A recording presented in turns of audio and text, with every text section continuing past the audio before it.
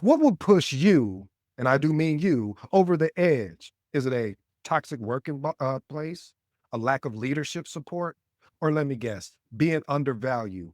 Are you risking burnout just to stay afloat? In today's episode, I might make some people very uncomfortable about the real reasons project managers say, I've had enough and decide to walk away. Don't leave me, family. Point number one, unresolved team dynamic issues. Again, unresolved team dynamic issues. See, poor collaboration, internal conflicts, or a lack of accountability can disrupt project success and create frustration. You mind if I tell a short story? Family, one of the biggest challenges that you are going to have if you fall in this thing that I love, that I hope you fall in love with, called project management, is poor collaboration as well as internal team conflict. These are the two things that are rarely talked about. I don't see a lot of people talking about this, except my mentor and buddy Phil. Uh, Reason why it's important to understand this so you know what you're up against. When we put these episodes out, I want to be so transparent that it makes you nervous, not nervous or afraid that you're getting into this profession, but so you're aware. A lot of people get you excited about this profession, but they don't tell you the good, the bad, the ugly, the most successful. I want to bring it all to you. And one of the two things is poor collaboration and team conflicts.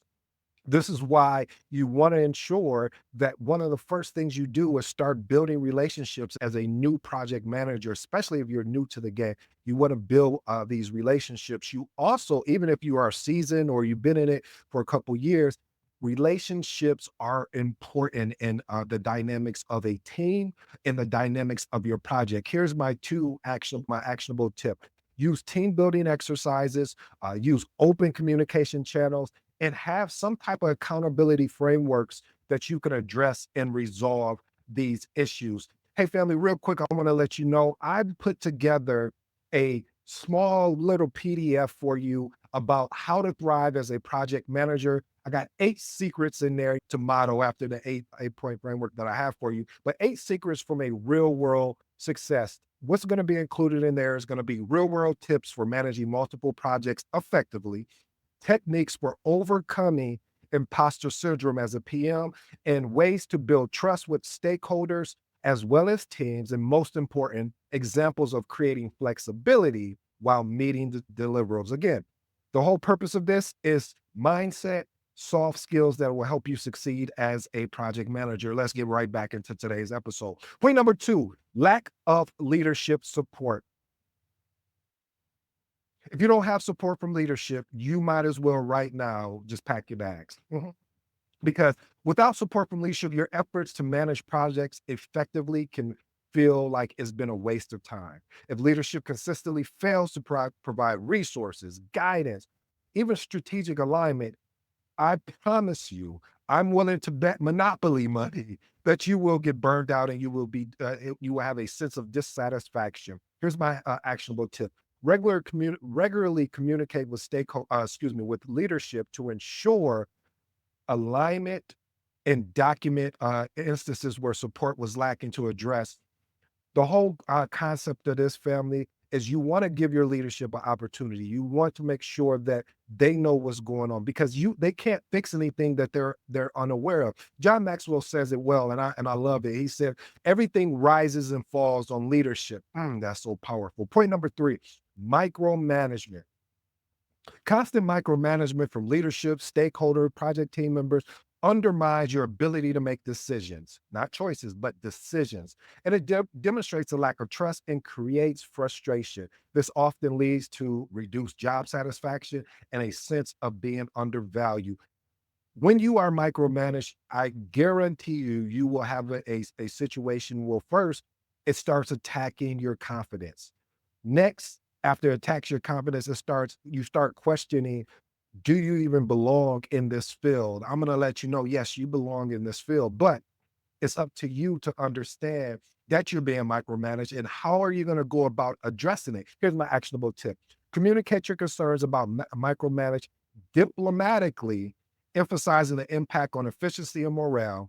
Propose clear boundaries as well as accountability frameworks to rebuild trust. See, a lot of times, family, when we're being micromanaged, there may have been something where that particular leader or manager was didn't micromanage, and they were letting the project manager or whatever particular role you were in at that time, but specifically the project management, that you had the opportunity to be a leader in that space.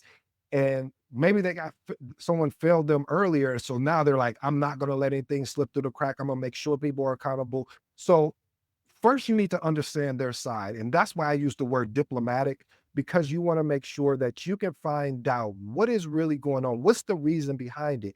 And once you start earning their trust, then maybe they'll pull back. And if not, if the behavior persists, you might want to think about other options. Consider whether a role aligns with your professional needs. If it doesn't align with it, you know what you need to do. Point number 4, repetitive conflicts with stakeholders.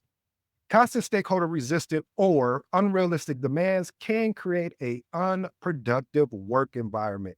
Here's my actionable tip: develop strong communication and conflict resolution skills. Escalate unresolved issues, but before you escalate, here's my caveat, family.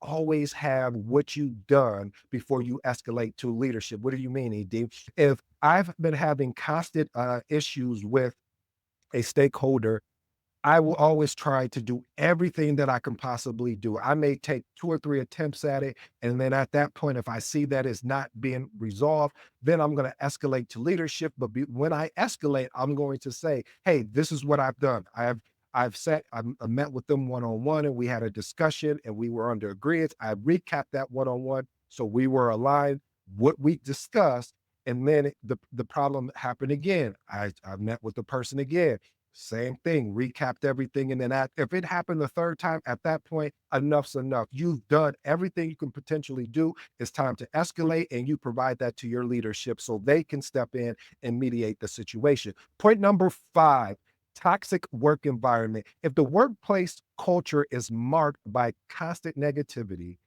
a lack of respect, it can stifle your professional growth and well-being. Matter of fact, it can really mess with it will start creating like you have an imposter syndrome. What do you mean, ED? A lot of times when I've ever worked in a toxic work environment, even me, I started questioning myself like, man, do I even belong in this field? Should I even be doing this? Because it was so toxic. The team was looking not to build you up, but to tear you down. And you're like, I'm on your side. So if you work in an environment like that, here's my actionable tip. First, address the toxicity with your leadership by involving them first and setting clear boundary. And again, if nothing improves, start planning your exit plan. What is an exit plan? You start looking for opportunities outside there. Here's my caveat to that, family. I don't want you to run away from these situations. I want you to do everything that you can possibly do. And then when you had enough, and as I told you, what my mom and dad said, when you get sick and tired of being sick and tired, this is when, and only when, will you make the decision, not the choice, to move forward. Point number 6, feeling stuck in firefighter mode. As a project manager, we're constantly managing crisis, whether delivering strategic value, following up with people, constantly just probing asking where is that. But it does get to a point where if we're not focusing on the vision or the overarching goal of this project, it can wear you down. It can be unfulfilling. You'll find yourself working overtime. You can find yourself working something that should have been as simple as a 10-minute conversation can be days or months or years of ongoing issues. So here's my actionable tip: build proactive risk management plans to reduce firefighting and communicate the long-term efficiencies to react to work leadership. Point number 7, no clear decision-making authority. If your role as a project manager is undermined by unclear authority or constant micromanagement, it can lead to frustration and reduce effectiveness. If you don't have the ability to make decisions as a project manager, I just don't know what to tell you, because it's not even going to be worth it. Because one of the things that happens a lot of times, when I've watched just many times of where you don't have the authority to make these decisions, you're still held accountable for the decisions that were made on your behalf. I think I just said something. See, this is why it's important. You need to be able to step into that role of being able to make decisions. Here's my actionable tip: clarify your decision making authority in writing and escalate it to leadership when boundaries are crossed. But again, you always know my caveat. The caveat is find the solutions first. And if those solutions don't work, make sure you include those solutions in your escalations up to leadership. Point number 8, lack of career growth opportunity. If your role becomes stagnant without opportunities for, most of all, having the ability to learn and grow, or promotion or skill development, it can lead to dissatisfaction. Here's my actionable tip: create a personal development plan and discuss it with your manager to identify growth opportunities. If there's none, you may want to see if this is still worth an opportunity, if this is where you still want to be. I got two bonuses for you, and then we'll transition into our transformational remarks, and I'll let you be on your way, family. Unreasonable workload. I remember the first time I had to manage, like, it was probably at minimum about 4 or 5 projects. And these weren't like your typical 4 or 5 projects, like they were very complex. And managing multiple projects with conflicting priorities can lead to burnout. You're constantly working beyond your capacity, and it's just unsustainable. It's something that, especially if you don't have the proper support, so you're dealing with the lack of efficiency on the support, you're dealing with having to ensure all of these projects are up to date, whether it's the dashboards or all of the reporting functionality that comes with leading these various projects. Here's my actionable tip: prioritize tasks using tools like an Eisenhower matrix, and push back when additional projects are assigned without additional resources. Family, you can't lead effectively if you don't have the proper resources. And so when I say push back with ethics, push back with resolution of, hey, this is what I'm going to need. If I don't have this, let me show you the risks that are associated with it. Just don't push back. Say, I'm not doing it. No, don't do that. I am saying provide the risk that's going to be associated with this. Hey, if you got me leading these projects and I don't have the proper resources in place, whether that's budget, whether that is actual resources, whether that is actual artifacts, documents, tools, whatever that may be, you need to be transparent, because what you don't want to happen is, and this will happen if you don't be, if you're not transparent, leadership say, why you didn't come and ask me that? You could have, we could have had a conversation. So always be transparent on what's going on. My second bonus for you, which is so important: health issues due to stress. This is so true. See, the physical, more of the more mental demand of leading leading projects. This, being a project manager sometimes can be a high pressure role. And with it being high pressure, you need to find things to ensure you are staying even kill, as they will say. So here's my actionable tip: prioritize self care by scheduling breaks, making sure you're delegating tasks, and seeking professional support if it is required. I always recommend doing some type of health, like taking a walk. One of the things I used to do, and I still do to this day, is I'll take a walk, whether, or go to the gym, getting on a treadmill and walking for 30 minutes. This is really good for you because it just allows you just to get away from everything so you could come back with a different mindset. Family, by the way, again, just as a reminder, I do have the how to thrive as a project manager, 8 secrets for real world success. The link will be somewhere for you to click on, hopefully in the description. But this is something you really want to get, especially if you're new to project management, because I know there's a lot of things out there about how do you lead, how leading projects, but how do you lead it in the real world? How do you actually deal with managing multiple projects or overcoming imposter syndrome? Here's my transformational work remarks. I have 3 of them. Toxic work environment.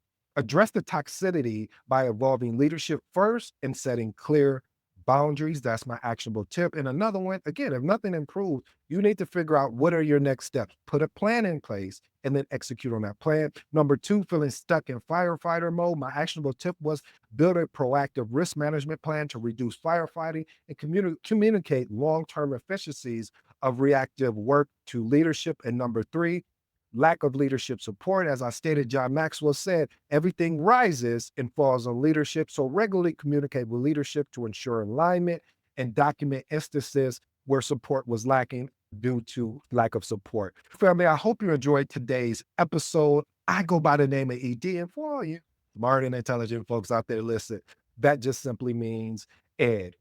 Until next time.